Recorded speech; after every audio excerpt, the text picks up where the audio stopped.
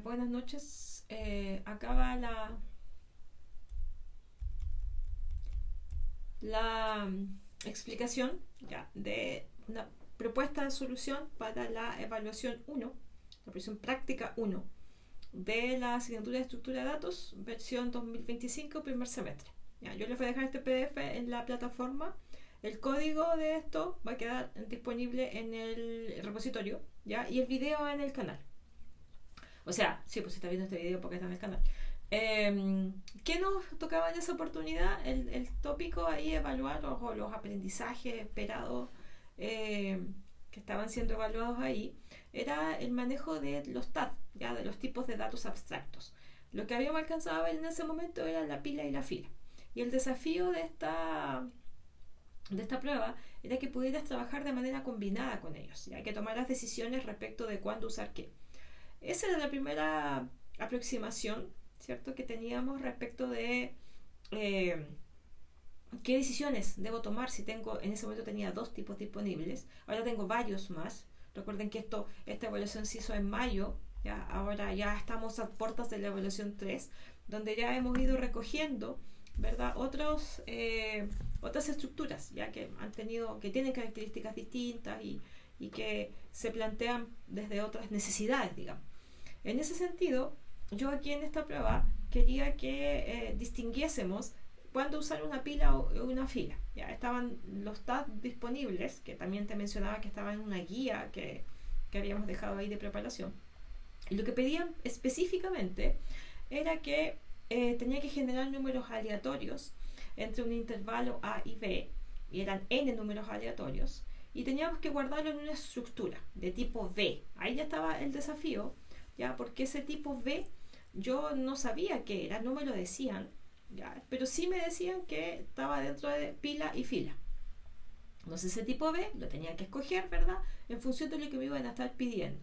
Mis dos opciones eran pila o fila, no tenía más alternativas, ya, pero la cuestión puntual en la prueba era ¿sabe distinguir entre una y otra? ¿Qué tengo que hacer con esto? Luego deberé implementar una función que reciba una pila y una fila y que cumpla con el objetivo y la firma descrito en la siguiente sección. Entonces, la siguiente sección era la que está acá. Y la función de implementar se tenía que llamar transformar, ya, que me devolvía nada concreto, o sea, que no tenía una sentencia return, ¿cierto?, asociada con algo en particular, porque un return lo podía tener, y tenía que recibir el origen y el resultado. Estos signos que estaban ahí no necesariamente eran porque había un error en el archivo, digamos, o en la escritura, sino que era simplemente porque tú tenías que decidir que si era pila o si era fila, si eran dos filas, dos pilas, aunque arriba de manera un poco previa, digamos, te decían que tenía que tener una fila y una pila. Ya, el tema quizás era decidir qué es primero. El origen tiene que ser una pila y el otro una fila, o la fila, el origen y la pila, el resultado. Dependía. Ya, de hecho, cuando vean el video de la forma A, se van a dar cuenta que dependiendo de la petición que se hacía, eran otras las estructuras, el orden, digamos. Entonces, la función transformar, ¿qué debía hacer? Que aquí estaba la clave para tomar la decisión de qué era cada uno. Debía tomar el contenido de la estructura llamada origen y modificar la estructura llamada resultado. El hecho de que tuviera que modificar, ya había una pista ahí o un mensaje subliminal. ¿Ya? Significa que la función, como no tenía un tipo de dato de retorno, tenía que permitir modificar esto, es decir, alterarlo, que no llegara, ¿cierto?, a la función que estaba llamando a esta, no llegara en el mismo estado en el que se fue. Cuando yo llamo a la función, le voy a pasar un valor aquí, y cuando termine la función, esa variable no puede tener el mismo valor, que es lo que me están pidiendo aquí. ¿Ya? Entonces eso ya me da una pista para saber que esta variable tenía que ser de tipo puntero, porque es la única forma que tiene una función en el lenguaje en el que estamos y en el contexto en el que estamos, era la única forma en que yo podía modificar o alterar el valor de esa variable, dado lo mismo el tipo. Entonces, ¿qué tenía que tener esta variable de resultado? Que el primer elemento accesible de resultado era el primer elemento que yo había generado, ¿ya? Entonces, ahí la decisión tenía que recordar que una pila, los elementos entran y salen por el mismo lado. Eso significaba que el último elemento que yo ingresaba era el primero que salía. Y en la fila era al revés. El primer elemento que yo ingresaba era el primero que iba a salir. ¿Ya? Y el último, los elementos se iban agregando al final, ¿cierto? Después del último ingresado. En cambio, en la pila, el nuevo elemento se agregaba después del último, ¿cierto? Que yo había ingresado de igual forma, pero al sacarlo estaba la diferencia. Entonces, esa es la primera decisión que había que tomar y después poder implementar la función. Dice, usted deberá seleccionar correctamente el tipo de dato para origen y resultado. ¿Qué tenía que hacer el main? Porque siempre había un main, siempre hay un main. En el main usted tenía que leer desde la línea de comandos los valores de n, de a y de b. N es la cantidad de elementos, a es el límite inferior y b el límite superior, validando la cantidad de argumentos ingresados. Lo hemos dicho varias veces, la validación aquí no pasa por el tipo de datos que me están ingresando, sino que pasa por la cantidad, ¿ya? A ese nivel de validación. Es un poco complejo a veces validar que si me ingreso una letra, ¿cierto?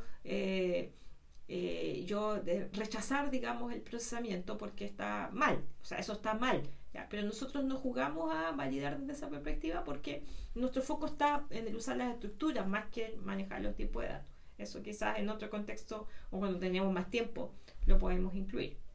Luego había que llamar a la función y después había que usar, ¿no?, la funcionalidad del ver. ¿Y por qué iba entre comillas el ver? Porque no sabía si era pila o fila, ¿ya? Entonces por eso era el ver dependiendo de la decisión que yo hubiese tomado. Entonces, ¿qué hacíamos? Lo que tenemos que hacer, yo recibía el elementos.h, el tag fila.h y el tag pila.h. Eso te pasó en la evaluación práctica 1, te pasó también en la 2 y te va a pasar en la evaluación del próximo viernes, ¿ya? En donde recibes un código fuente y tú tienes que generar tu main. En el caso de la prueba 1 ni siquiera venía el main, ¿ya? En el 2 sí. En el 2 venía un main de base porque ya habían cosas un poco más elaboradas y vamos a perder más tiempo. Aquí no. Primero porque era la primera prueba. Segundo porque yo necesitaba que ustedes solitos pudiesen evidenciar que sabían leer desde la línea de comandos y que sabían validar eso. Entonces por eso aquí no venía el main. Entonces yo voy a crear el main ahora. Le voy a poner e1b.c. Me aparece acá. Ahí está.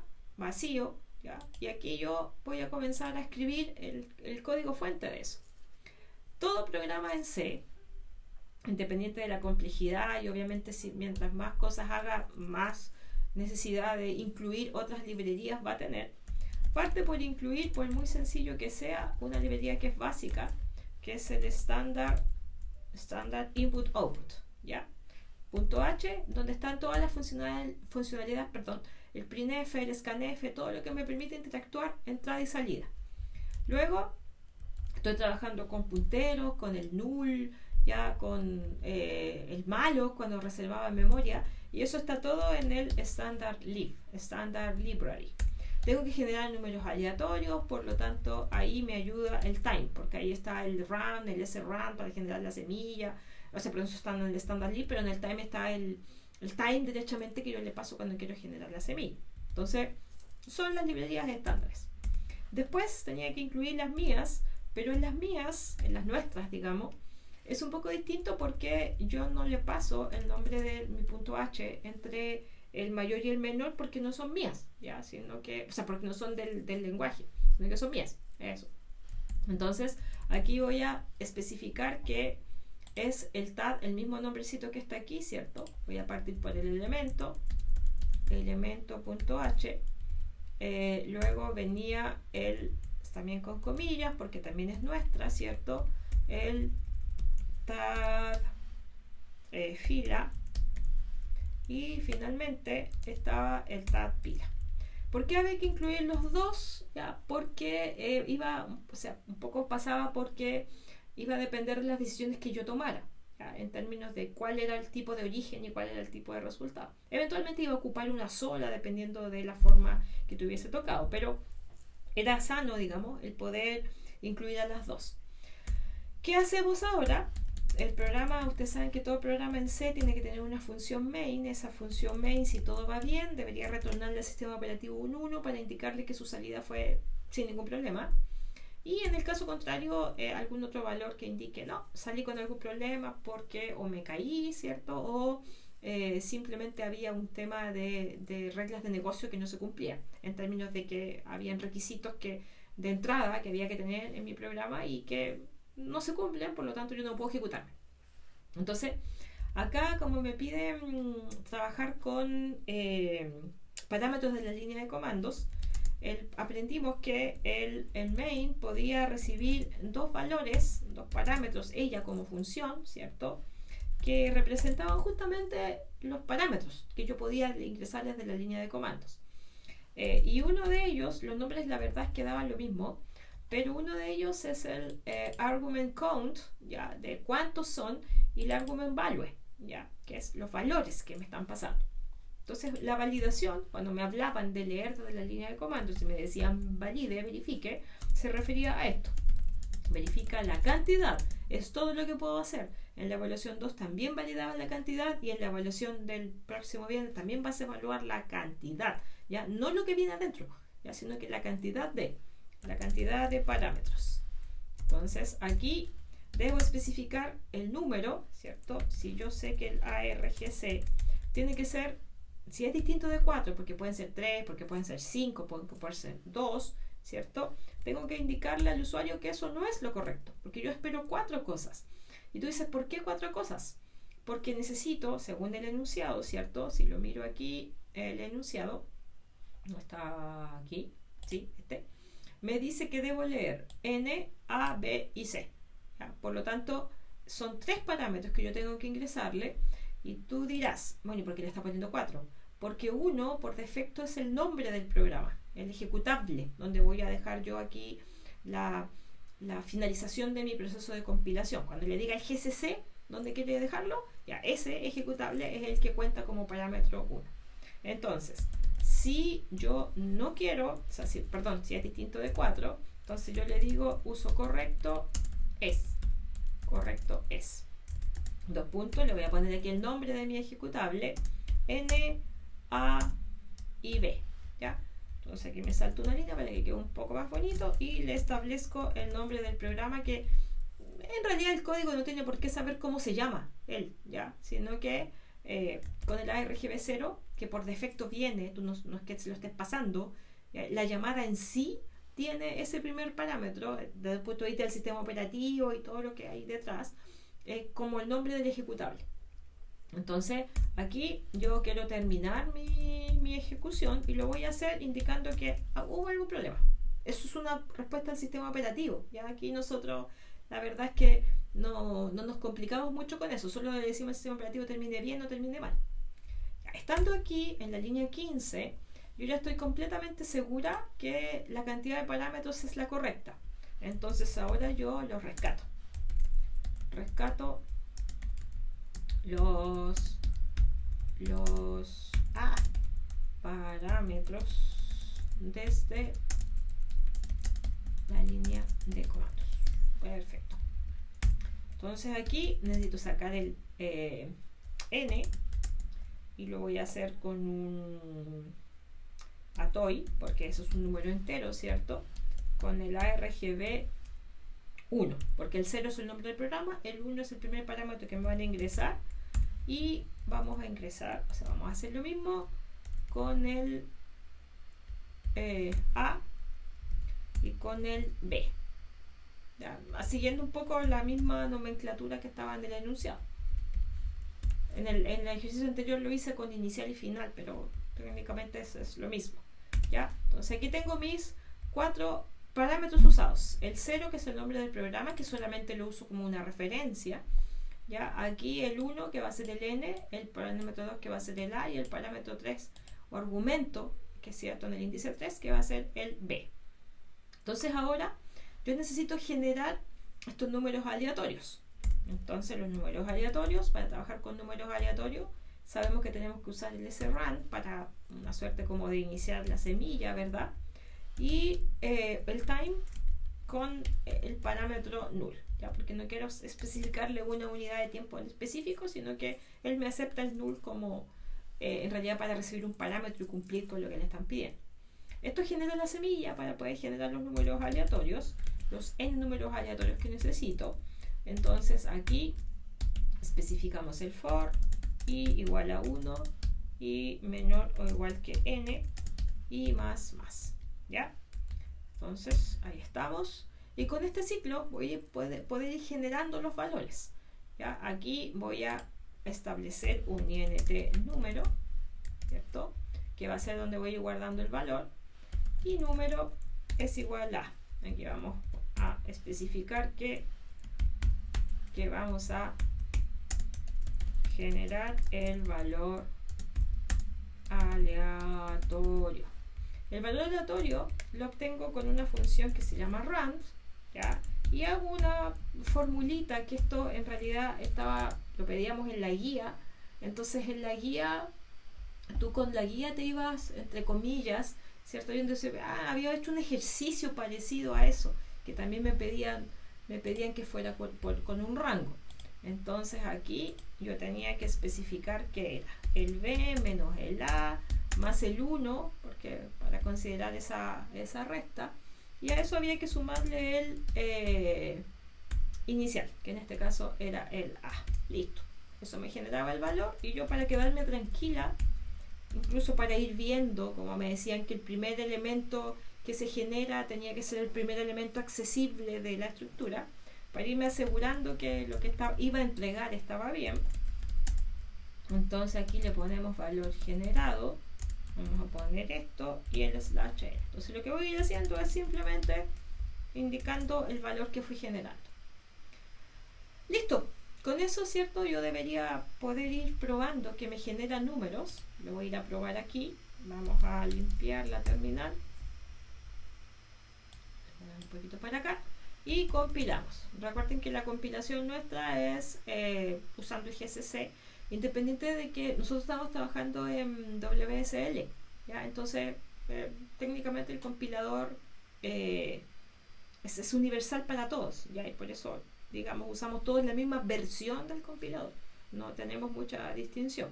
Entonces GCC menos Word menos O, le voy a poner E1 B, y en mi código fuente es 1b.c. Aquí, si es que hubo algún error, me lanzaría, ¿cierto?, la lista de warning o de errores, pero no dijo nada, por lo tanto asumo que está bien. Mi ejecutable se llama 1b, y si yo lo ejecuto así nada más, me dice no, el uso correcto es el nombre de tu ejecutable, ¿cierto?, N, A y B. Entonces ahora yo le voy a decir que quiero 7 números que van entre 2 y 29. Y ahí está, me generan los 7 números. Entonces yo ya sé que con esto, 3, 6, 7, me está generando los valores. Y lo que tengo que hacer yo ahora es dejarlos en algunas estructuras, de acuerdo a lo que me están pidiendo, y pasárselo a esta función que se llama transformar, y que haga lo que tenga que hacer de acuerdo a lo que me están pidiendo. Perfecto. Entonces hasta ahí íbamos relativamente bien. ¿Qué tengo que hacer? Implementar la función que me estaban pidiendo en el enunciado. Una buena práctica es dejar aquí las firmas de las funciones después de lo de include y antes del main, para yo tener una visión, ¿cierto?, de lo que forma parte de mi solución. Entonces la función que me pedían se llamaba transformar, tenía que recibir un origen y un destino, ¿ya? Y yo tenía que decidir aquí los tipos de datos, sabiendo que, si miro al enunciado de nuevo, el enunciado aquí me dice que los tipos de datos que debo seleccionar me tienen que permitir que el primer elemento accesible de resultado sea el primer elemento que genere. Entonces aquí la pregunta es, ¿y de qué tipo tendrá que ser cada uno de estos? Ya, si el primer elemento accesible de A tiene que ser el primer elemento que yo generé. O sea, si yo miro esto, el primer elemento que yo generé en esta ejecución era el aquí está, voy a moverme para acá yo. Aquí está, el primer elemento que yo generé es el 4. Por lo tanto, el primer elemento que yo debería tener accesible desde mi estructura de resultados es ese 4.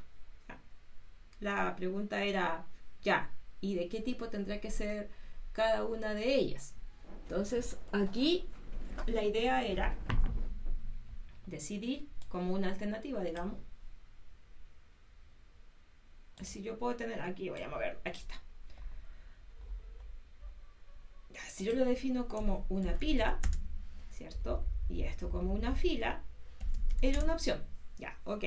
Si lo defino como pila y como fila, si los voy agregando a la pila, al ir agregándolos a la pila, yo voy a tener, voy a volver a ejecutar esto aquí para que se vea un poco mejor, eso sí.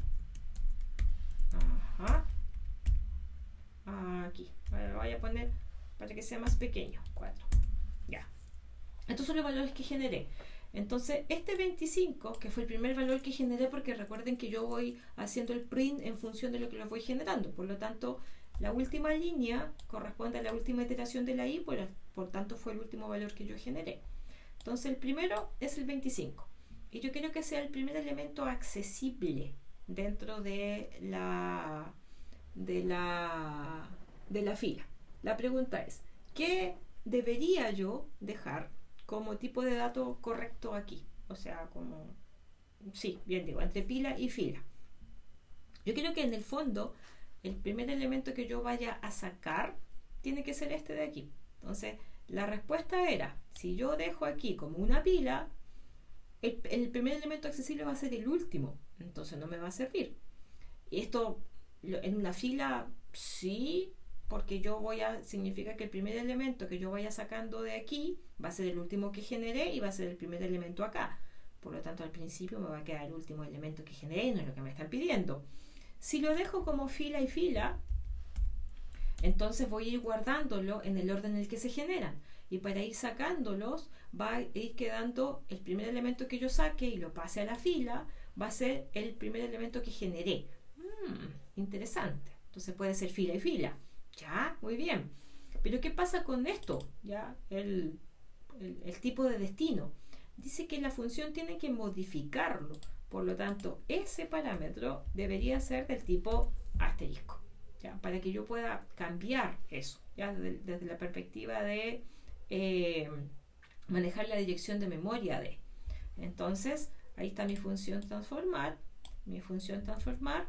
Voy a ir a definirla más abajo, después del main, para ordenar un poco el cuento. Y aquí tengo que darle la lógica que tengo dentro de ella. ¿A quién tengo que recorrer? Era la gran pregunta. Esto lo más probable es que traiga datos, porque después me dicen que yo debo generar el entorno de ejecución de la función. Y esta puede que venga vacía, puede que no, puede que traiga valores, pero le va a dar lo mismo porque ella lo va a modificar.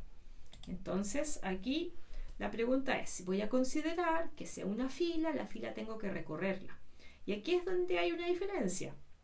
Se espera que ustedes en la prueba 1, en la 2 y en la del próximo viernes, que ustedes usen la funcionalidad que está disponible y no que, entre comillas, ¿cierto? Intervengan en la estructura. Si bien es cierto, la asignatura se llama estructura de datos, tienes que aprender a usar esas estructuras, pero sin llegar a la esencia, ¿cierto? De lo que hay, de cómo está formada esa estructura, cómo está armada. El ejemplo, en el array list, cuando ustedes lo usaban en orientación a objeto, ustedes nunca se fueron a preguntar si es que esos elementos que estaba guardando en la lista estaban en un arreglo, si estaban guardados en una lista, que en ese momento no sabían que existían las listas ligadas por puntero. Nunca les importó. ¿Qué hacía usted? Llamaba a la dd, llamaba al remove, llamaba al get, pero nunca fue a buscar, no sé, pues decir lista punto, ¿cierto? Y de hecho no tenía acceso a eso. ¿Ya? Usted nunca tuvo acceso a eso, a la estructura. Podía ver la documentación y ver qué atributos tenía, pero jamás se le ocurrió acceder a los atributos porque para eso estaban los métodos. Aquí es exactamente lo mismo. De repente cuando me dicen, profe, es que sabe que yo directo, el punto, guión, flecha, cuanto más, pero amigo, si eso lo hacía una función, ¿por qué usted fue y reinventó la rueda y accedió usted solo? Si la idea era abstraerse de eso. ¿Ya? Eso, de hecho, esta lo habíamos mencionado, en la esencia de la base de lo que fue la orientación de objetos. Los tipos abstractos de datos son la base de eso, se generó desde ahí.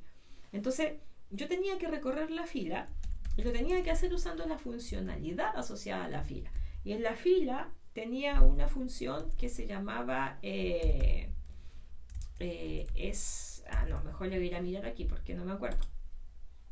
En la fila, pensando que tengo que recorrer la fila, ¿cierto? Había una función que se llamaba empty. ¿ya? Acuérdense que no podían tener los mismos nombres porque se topaban y como no distingue, solo ve funciones, entonces teníamos que cambiarle los nombres. El empty y le tenía que pasar la fila. Entonces la fila iba a ser el origen. Esa es la que tenía que recorrer. Entonces aquí era, mientras no fuera vacía, el origen, es decir, mientras les quedasen elementos, tenía que ir dejándolos, según yo, según mi primera visión, ¿cierto?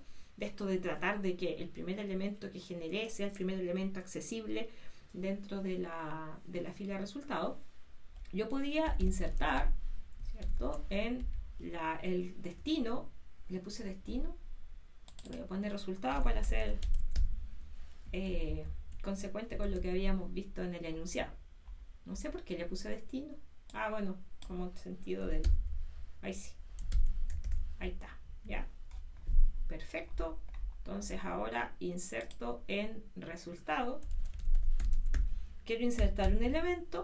Resulta que el insert necesita un elemento para poder agregarlo a la fila. Este concepto de elemento nos permitía una abstracción al tipo de dato que iba a guardar la pila o la fila. Yo podía ir al elemento y cambiar el int por un double, por un float, por un char, y debería haber tenido el menor impacto en el resto de las estructuras, porque la estructura ve solo el elemento, ¿ya? Entonces por eso es que creamos este cuento de trabajar con el elemento. Crear elemento, y aquí al crear el elemento dice, me tienes que pasar un número entero porque nosotros decidimos, ¿cierto?, que estas pilas y estas filas iban a ser de valores enteros. Entonces, crear el elemento, tengo que pasarle el valor y tengo que ver, como lo estoy sacando de una fila, pero si bien digo de una fila, tengo que ver el primero, porque es el valor al que tengo acceso y de ahí tengo que extraerlo. Entonces, ver el primero, en este caso del origen. Pero ver primero es una estructura de tipo elemento, eso es su tipo de dato de retorno. Y lo que está esperando crear el elemento es un entero. Entonces, debo especificarle que es el número el que quiero. ¿Listo? Y luego de eso tengo que sacarlo de la fila y en ese caso era la función para quitar, ya a esta altura no me acuerdo de cómo se llamaban las funciones, este se llamaba insertar, se llamaba extract, ¿ya? Y con el extract yo tenía que pasarle la dirección de memoria de la fila a la cual iba a extraer el elemento, lo iba a sacar. Entonces aquí lo extraemos, extract, y la dirección de memoria de la fila, en este caso de donde lo voy a sacar, no era el destino porque al resultado le iban llegando, al origen lo iba a ir sacando, ¿ya? Listo, esa sería como mi función. Voy súper convencida de que si los voy ingresando aquí uno por uno, el primer elemento va a ser el primero que generé y cuando yo lo saque, ¿cierto?, porque lo tengo que sacar por ese lado, va a ser el primer elemento de la estructura de resultado. Parecía bien, ¿ya? O sea, como hasta me convenzo. Listo, aquí tengo los valores generados, los voy a ir agregando a la pila, pero para eso yo necesito crear esa pila, esas dos filas en realidad. Aquí no voy a usar una pila, solamente dos filas. Entonces fila le vamos a poner fx y la voy a crear. Crear fila, esta no llevaba parámetros así que se quedaba así, y luego voy a hacer un fy que también va a ser un crear fila. Crear fila. Listo, tengo mis dos filas creadas. Mi fx va a ser mi origen y mi fy va a ser mi resultado. Entonces aquí vamos a decir que agregar el elemento a la estructura de origen. Listo. Entonces aquí vamos a, como es una fila, vamos a hacer un insert de fx, que va a ser mi fila de origen, y el elemento, crear elemento, ¿cierto?, con un valor numérico, que en este caso es el que yo generé de manera aleatoria. Listo, pero aquí el insert me dice que tengo que pasarle la dirección de memoria, entonces le paso la dirección de memoria. Listo, y esto lo voy a ir haciendo por cada uno de los elementos, pues de los n valores que generé, y luego aquí llamada a la función que me estaban pidiendo. Llamada a la función. Entonces aquí decimos que se llamaba transformar, decía que tenía que pasarle el origen, que va a ser el fx, y el fy, pero el fy, como yo quiero que la modifique, le debo pasar la dirección de memoria. No se llamaba d, se llamaba f. Listo, después me pedían mostrar la estructura de resultado. Entonces aquí dice mostrar el contenido de del resultado. Y yo sé que el resultado yo sé que el resultado está en FY y FY es una fila. Entonces aquí especificamos ver fila y le decimos que es FY, ¿ya? Para ver cómo quedó. Yo a lo mejor podía tener la duda si efectivamente el primer elemento accesible era el primero que había generado, y yo perfectamente, solo por la tranquilidad mental que me da el saber que efectivamente el primer valor accesible de mi estructura, con primer valor accesible era a cuál llego, ¿ya? En la fila era el primero que ingresé, ¿ya? Entonces aquí primer elemento accesible es porcentaje S / n. Entonces acá está ver primero, pero ahora lo voy a hacer desde el FY. Como esto es un valor numérico, número. Listo. Entonces ahora yo voy a ir a compilar esto que tengo aquí con los cambios que le hice. Lo compilamos así. Ya, me dio un error, me dice que un warning, porque me dice que tengo un porcentaje S cuando esperaba un porcentaje D, porque número es de tipo porcentaje D. No puedo dejar pasar esto, ¿ya? De hecho, en casi todas las evaluaciones está la advertencia de que no puedo entregar con warning, ni lo hacían en las tareas, tampoco en los laboratorios, ¿ya? Entonces, me deshago de eso. Y aquí fue porque yo me equivoqué, ¿ya? Voy a hacer un porcentaje D. Entonces voy de nuevo, tolerancia a la frustración, ¿verdad? Ahí está, listo, ya no tengo errores. Limpio y le voy a generar esto mismo que está aquí, que son 4 valores entre 2 y 29. Listo. Me dice que el primer elemento que yo generé fue el 25. Recuerden que va en un ciclo, por lo tanto el primer print que me haga fue el primer valor que yo generé. Y me dice que el primer elemento accesible en la fila, ¿cierto? O en la estructura de resultado en realidad es un 25. Es decir, cumplo con el requisito. Aquí, particularmente en esta forma, estaba esa pillería de que te dejaban los dos, pero para este grupo, ya, lo podía solucionar con 2 filas. No es la única manera, ya, a lo mejor podían usar alternados, fila-pila y uso algo intermedio. La idea era cumple, ya, establece que en la estructura de resultados le queda el primer elemento accesible, el primero que generó. Si era así, independiente de las elecciones que haya hecho aquí, debería haber estado cumpliendo, digamos, con el requisito, porque nunca, el parte del ejercicio, como les dije, era poder saber que usted tomase la decisión, que era lo correcto aquí. En ese momento teníamos 2 posibles tipos de datos, ahora tenemos muchos más, por lo tanto la decisión también puede pasar por ahí. ¿Qué uso aquí? Dependiendo de lo que necesito hacer, ¿ya? Eso es, esta es la forma B, me queda la forma C para terminar con la evaluación número 1. Muchas gracias por quedarte hasta este punto y espero que de alguna forma esto te sirva de algo. Que estés muy bien. Adiós.